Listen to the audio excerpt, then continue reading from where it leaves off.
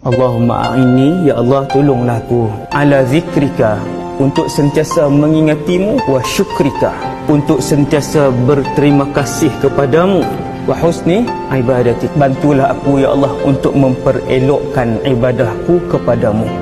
Doa ni Nabi ajar kepada Sayyidina Muaz. Kita jarang meminta, sedangkan Allah itu suka manusia yang paling banyak memohon kepada Allah.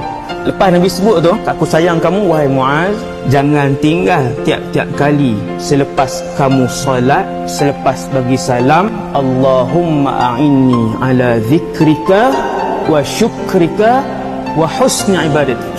Ibu ayah sekalian, manusia bila dia jadi orang yang paling mengingati Allah, orang yang paling berterima kasih kepada nikmat yang tak boleh dikira daripada Allah, dan orang yang paling baik ibadahnya, maka dia adalah manusia yang paling baik di sisi Allah Subhanahu wa taala.